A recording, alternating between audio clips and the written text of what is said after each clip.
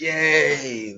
Welcome to trig functions. We are finally into the trig part here. So we actually getting into the sine, the cosine, the tangent, cosecant, secant, and cotangent, and all the ratios and all the great stuff. And it's just the beginning. And then we get deeper and deeper and deeper and deeper and deeper. And I'm so excited about it. And then we get to graphing and all that great stuff.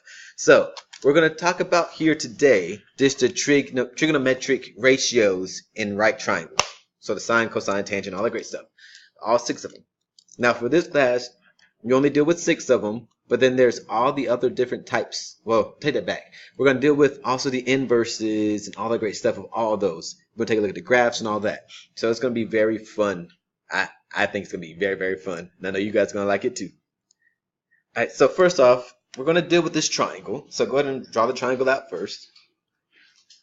And with it, we all should know our parts of the triangle. So we know this is our right angle right here. That's our right angle. We already know because of that, the square there makes it a right angle. We know that this is our hypotenuse. And these two are our legs. Now at this point, we really can't tell which one is the adjacent side and which one is the hypotenuse, adjacent and opposite side, because we don't really have an angle that we're focusing on, a reference angle. So if we're looking at this angle, that means that different things are different side, labeled different ways. If we look at this angle, things are labeled a different way. If we look at this angle, things are labeled differently. So as of right now, we're not going to say opposite, adjacent, all that great stuff because we don't have a reference angle yet. Now, before we actually go into looking at reference angles and go from there, we're going to pull back something that you should hopefully remember from your earlier math classes. Soh Cah Toa. The S-O-H, the C-A-H, and a T-O-A. So at this point, I want you to stop the video. I want you to go ahead and remember what those are and write those down. And then once we start the video again, once you start the video again, check yourself and make sure you're right. Because you probably already know this stuff, but I want to go ahead and get it down and see if you know it already. Okay, so after you've stopped the video and you wrote it down, we know that so part is sine of the angle, and that angle is here, theta, and we'll talk about that in a few seconds. That's opposite over hypotenuse. We know that Ka is the cosine, and that is adjacent over hypotenuse. And then we know the Toa is the tangent, and that's opposite over adjacent.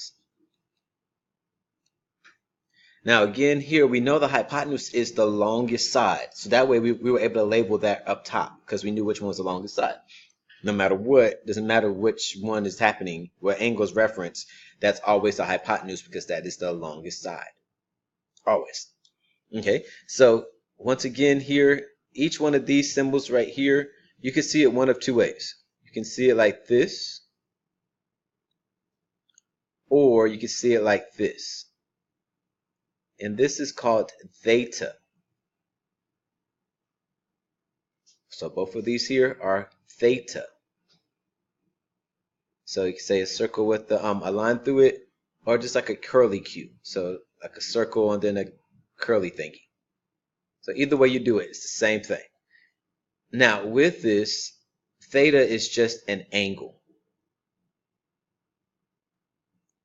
So whenever we look at each one of these are angles. And you cannot just separate the tangent and the angle, or the cosine and the angle and the sine and the angle. You have to do some special things. And we'll talk about that later. But also with this, we don't call this sin, we don't call this cos, and we don't call this tan. This is sine, cosine, and tangent. If you call it anything other than sine, cosine, and tangent, probably going to drop your grade a little bit each day. Because you need to give it respect. If it's sine, you need to call it sine. If it's cosine, you need to call it cosine. No matter what is abbreviated, go by what its original name is. So, if you don't, I'll change your grade. It's okay. Alright, so let's take a look at a reference point here. Let's say, this is your angle right here. The angle that we're focusing on. Now, again, with this, we know this is our hypotenuse because it's the longest side. We already know that. We know here adjacent and opposite as the things we have to figure out. Now, we know opposite means like across from, or right, like pretty much we can say across from. But what does adjacent mean? Adjacent means next to. So the side next to this angle is the adjacent side. So if we look at it, we know this is our opposite side. This is across from the angle. This is our adjacent side because it's next to the angle. So hypotenuse and all that great stuff.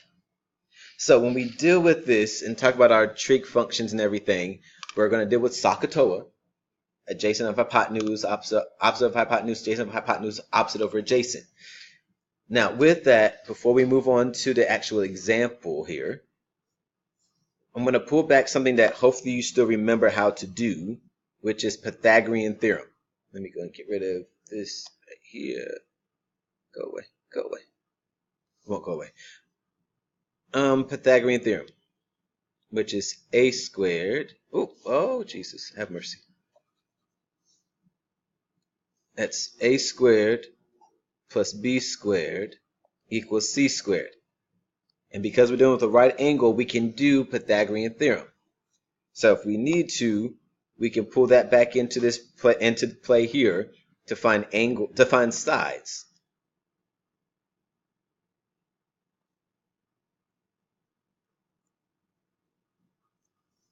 So we should be able to do that to find our sides. So if you need to, make sure you do that. There we go. Pythagorean theorem. All right, so with that, we're going to go to example 1 and then go from there.